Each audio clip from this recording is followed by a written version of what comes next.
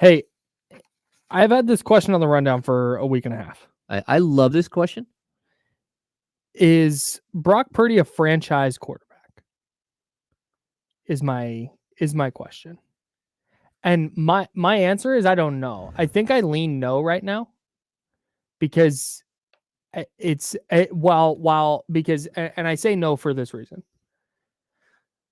Because when we talk about criticisms of Brock Purdy, one of my common refrains is, well, correct, but he's in his first season as a full-time starter and his second season as a pro.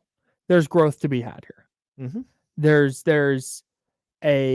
There are ways he can tangibly improve on the player he is now that could change the player that he is in 4, 5, 6 seasons. But on the other hand, he is very much trending toward being a franchise guy. But for me right now, he's not, because while he may improve over the next 4, 5, 6 seasons,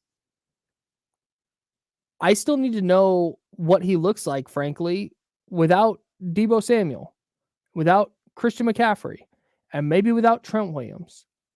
And just what does that look like? Can he continue keeping this up? And can the 49ers continue putting these kind of weapons around him that allow him to put up this kind of production?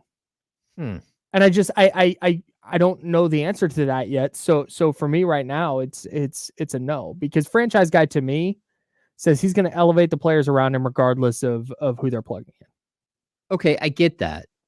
I'm going to take the opposite here, and I'm going to say yes, he is a franchise guy. Okay. And that's because for me, he's 4-1 in the playoffs, and the one game that he lost, he blew out his elbow in the first quarter.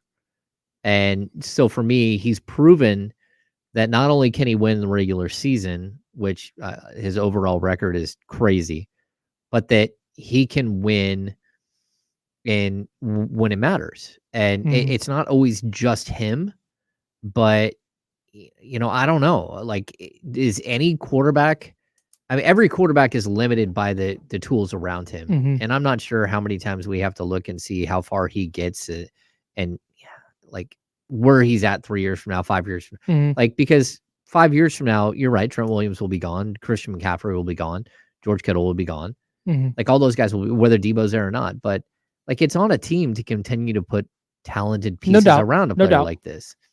It's on the Niners to go find the next left tackle to fill that void and to find that next running back. And I don't know.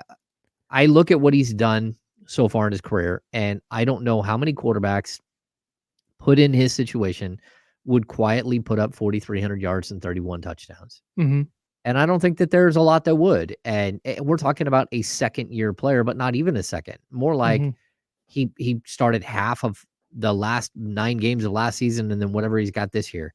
So I'm going to say, yeah, like, why not build around him? Why not be? Because, teams build around these other players that can't win the playoffs all the time. He's proven that he can. And I'm willing to say I'm in on Brock Purdy for 5 years. Maybe he falls apart. Maybe he caps out as Kirk Cousins. Maybe he caps out at Drew Brees. There's all of these levels that he can potentially reach. Yeah. But I can tell you, like, in his first couple of years, he's way better than a lot of these other quarterbacks that we're looking at. Sure. And he's won a whole lot more games in the postseason than like Trevor Lawrence or name that, great up and coming quarterback that was a number 1 pick in the draft. So I'm willing to say I'm okay with whatever path he goes at this. Like, I want to see him progress. Yeah, I do too, for sure. But for me right now, so 2, 3, he's eligible for an extension after next year. They don't have to pay him until after 25. Got it. So to me, franchise quarterback is a guy that you no doubt are giving a Joe Burrow, Jalen Hurts, Patrick Mahomes, Josh Allen contract to. Those highly, highly paid guys. And right now, I don't need him to win the Super Bowl. And here's the thing is, this is not Brock Purdy's lone chance to prove whether he's a franchise quarterback or not. This Sunday is not, hey, Brock, by the way, your career is going to be made or broken by this. I'm not there. If they lose, I'm not going to go, whoop, you can't win one with Brock Purdy. Got to move on now. I'm not. That's crazy. No. I saw somebody who I respect greatly in Baltimore who put out this thing. He covers the Ravens, and he put out this thing that was like, Peyton Manning didn't win one until year 9. Drew Brees didn't win one until this year, and this and that. Lamar Jackson has time. And I agree. I am fully on board with that. We just need to offer Brock Purdy the same grace.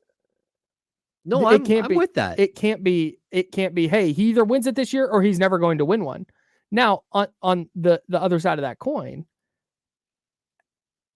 I'm not, you said it's on the 49ers to restock the cupboard when Trent Williams leaves and when George Kittle leaves and when Deebo Samuel leaves and when Christian McCaffrey leaves. That's a lot of very, very high-end talent. And I don't know that it's realistic to go, yeah, hey, find a left tackle who's as good as Trent Williams. In fact, I'm going to almost guarantee that they're not. Well, no, but you could find a left tackle and a left guard that could equal what you have at this point. You can supplement it in different ways. You can find a good enough player there. For sure. Well, no, but you have to. I mean, any quarterback needs a left tackle. Yeah. So no doubt. But that's just my thing is how much is Brock Purdy going to elevate a player if Deebo Samuel leaves after, let's say, next season? Let's just say Deebo Samuel's gone. Mm-hmm. And who's replacing? Jawan Jennings, a receiver that they drafted this year. And is that player A, going to be good as Deebo Samuel is? And B, if he's not, can Brock Purdy play at this level with a worse version of that player, with a worse second receiver? And that's the question I have. And I think that's a fair critique of him to this point. I think it's fair, but I think a year in, it might not be that fair. You know what I'm saying? Because like you have to see if he can develop and build a player, if he can develop and build a wide receiver, if he can develop another tight end. He hasn't been given the opportunity yet to be a guy who creates other weapons. Sure. Right. Sure. So like, I think one of the brilliant things about Tom Brady, not just the 6 Super Bowls, it's that he was able to create players along the way. And he was able to get by with, when they give up a 2nd-round pick to get Wes Welker, who was okay in Miami, like as a young player, but like then he just succeeds like beyond wildest, Danny Amendola, like all these Julian guys. Edelman. Yeah. All these guys that he was able to create. Gang of running backs, James White, Danny Woodhead. Yeah. And then the same thing with tight ends. They had a string of tight ends where, of course, Gronkowski is amazing, but they had other tight ends along the way that Tom Brady helped build and create. We haven't got to the stage where we get to see if he can do that. Sure. And we're right now, we just got to that stage with the Kansas City Chiefs and Patrick Mahomes. And the answer was not through 16 games. He was at 17, 18 games. He wasn't able to, but now he's slowly starting to see, like, if you stick with it, what it can look like with Patrick Mahomes trying to create these other types of receivers. I don't know. Like it's too early to tell any of that stuff if he's going to be the guy. Sure. But I definitely think that he is a guy that you could stick with for a long, long time. And at worst, he's going to be a high-end game manager. And at best, he could be something super special that wins a whole bunch of games and wins a whole bunch of titles. Sure. I think it is a little bit funny that one of the knocks on Purdy is like, well, look at his coach. He's the best play caller in the league. He's got the best play designer and this and that. But also, Kyle Shanahan loves Brock Purdy, like and wants him to, that whole Tom Brady thing. Remember the story that came out?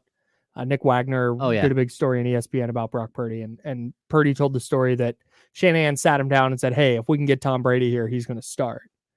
Well, Shanahan in Peter King's column today on Football Morning in America said that was only because Brock was hurt, and we didn't know that he was going to be ready for the start of the year.